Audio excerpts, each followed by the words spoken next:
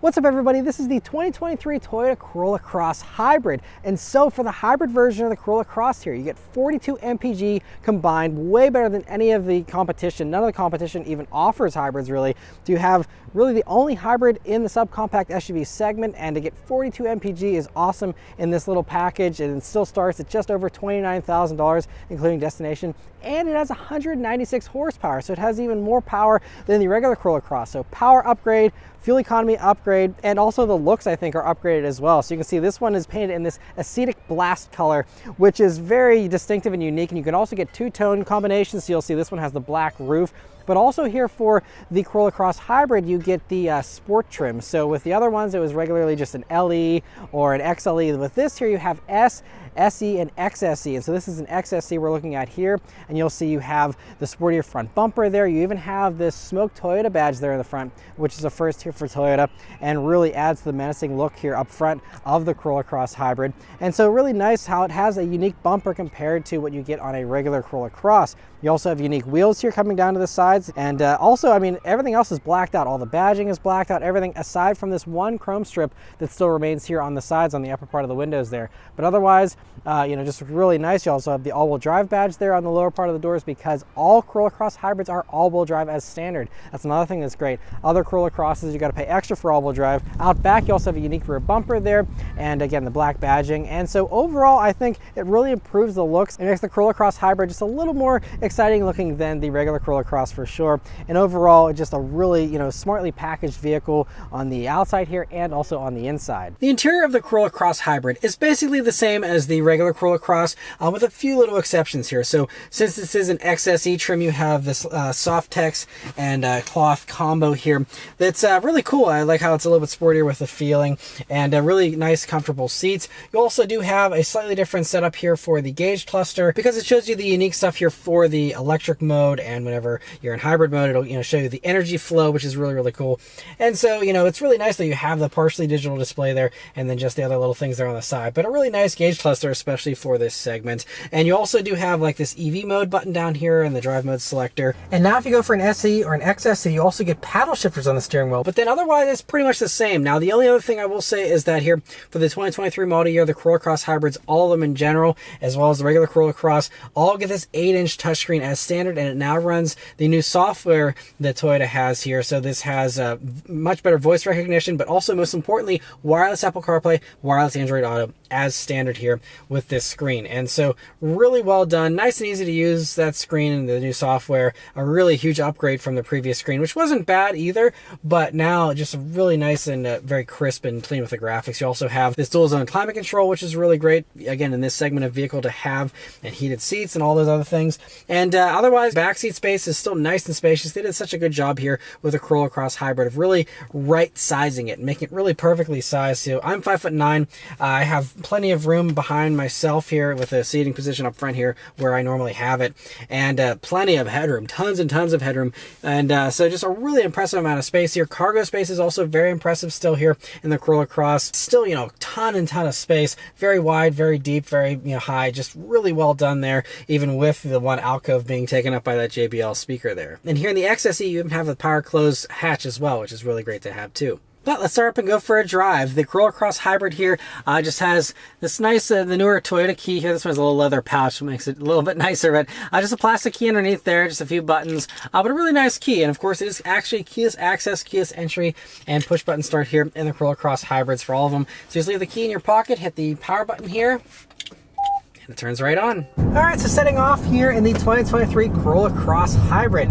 So the first thing you notice about this, well, visibility is just excellent, just like it is in any other Corolla Cross, where you have, you know, a nice large windshield, nice high seating position, nice skinny A-pillar. View out of the back is great. The other thing you'll probably notice right away is the power here in this. It is really a nice bit of extra punch over the regular Corolla Cross, which wasn't very quick, honestly, and was a little underpowered compared to some of the other competitors in that segment. But now that's been fixed with this new setup, which is basically right out of the new Prius with a naturally aspirated 2-liter 4-cylinder engine and electric motor in the front and an E motor in the back there, which is how you get the all-wheel drive as standard. There is no physical connection here for the all-wheel drive system in the Corolla Cross Hybrid version, so they're all going to have the E-axle instead. But that E-axle does always make sure there's enough battery juice there so that you always have traction in the rear, so if you're in inclement weather or something, you never have to worry about not having all-wheel drive. You always have that E-axle right there to give you that power in the rear.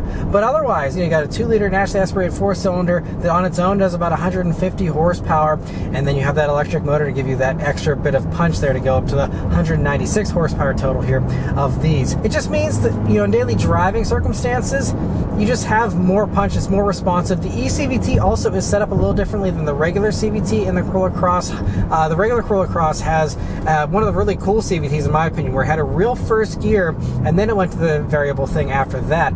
This now doesn't have that anymore. It's just the same eCVTs you get again in Prius and any of the other Toyotas these days. And so, it's typical CVT behavior where like you were climbing a hill now. And, it does climb with the revs a little bit, but it does also sometimes like to sit at, 1 RPM and just let the transmission work it out.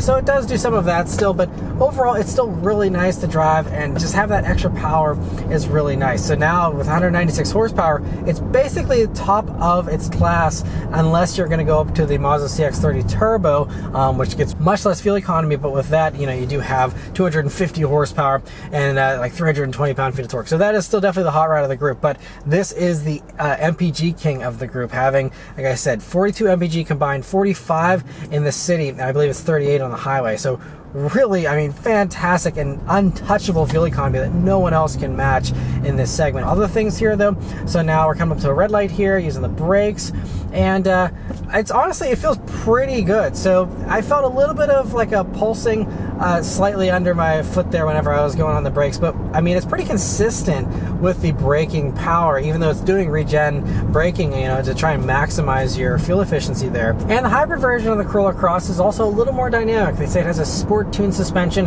but don't worry about that making the ride too stiff or anything. The engineers said that they basically just wanted to compensate for the slight bit of extra weight that you have here for the hybrid version, and also going with a slightly sportier vibe here of the XSE and the SE trims.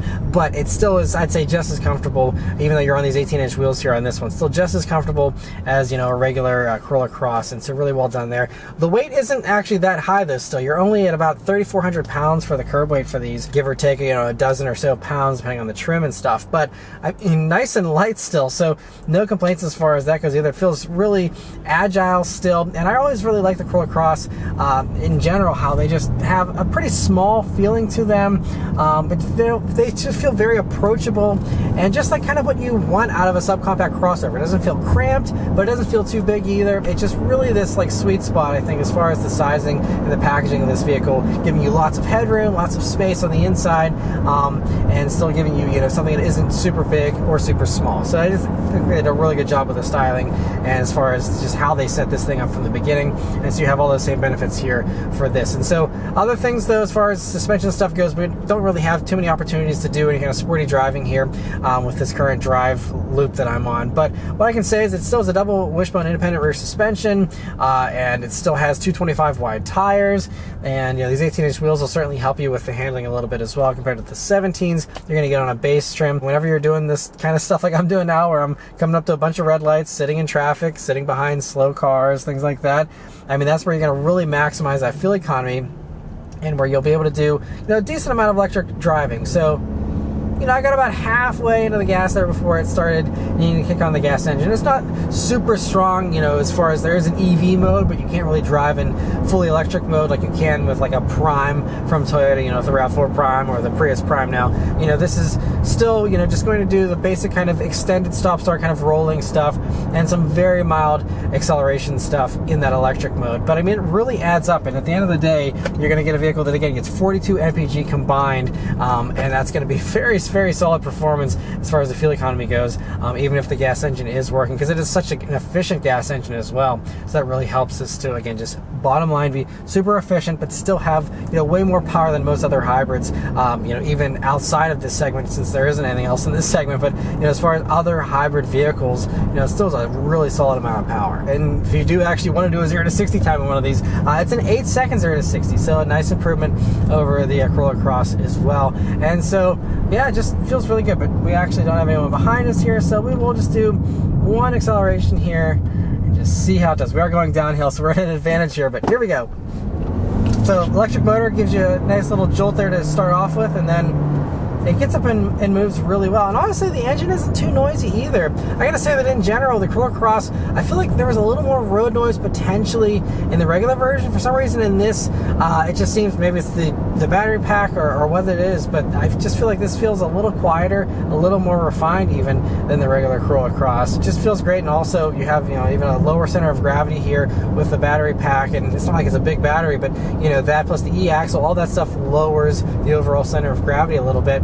And so I think it actually just feels like it handles a little bit better than the regular Corolla Cross as well. But really the last thing to mention here about the Corolla Cross Hybrid is the pricing of it, which I think is also still very impressive. So it is a little bit more expensive than a regular Corolla Cross, but not by much. And so these start, including destination, at just over $29,000. I think it's about $29,300. And then this one is the loaded XSE. It's only a few $1,000s more to go up from a base all the way up to 2 trims to the XSE here.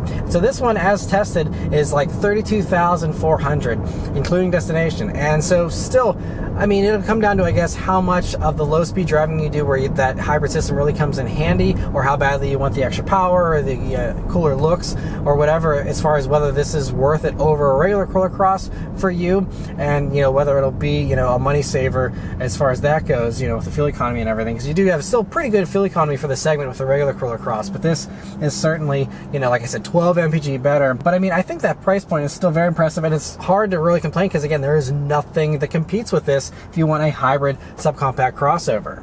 And so, like Toyota often does, we have a vehicle in basically a brand new segment of subcompact hybrid SUVs, and the fact that it comes standard with all-wheel drive as well at that price point too is really solid. And I think they're just going to sell a ton of these. I think it's just going to be very, very popular, and it makes a ton of sense for someone who wants a little more practicality than the Prius, which is so cool looking and so impressive as well. You know, I think that would still be the one I would pick out of the two here. But if you need more headroom, if you need more cargo space, or you just like the higher seating position here of an SUV, or, you know, whatever other reasons you have, you know, I think this is a great alternative to the Prius, and just a very solid little, you know, new vehicle here in the Toyota lineup.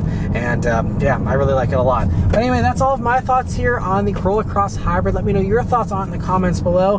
Huge thanks to Toyota for providing me here this opportunity to review the Corolla Cross Hybrid. Please also leave a like, a comment, and subscribe to keep these videos coming. Yeah, thank you all very much for watching. I'll see you on the next one. Take care.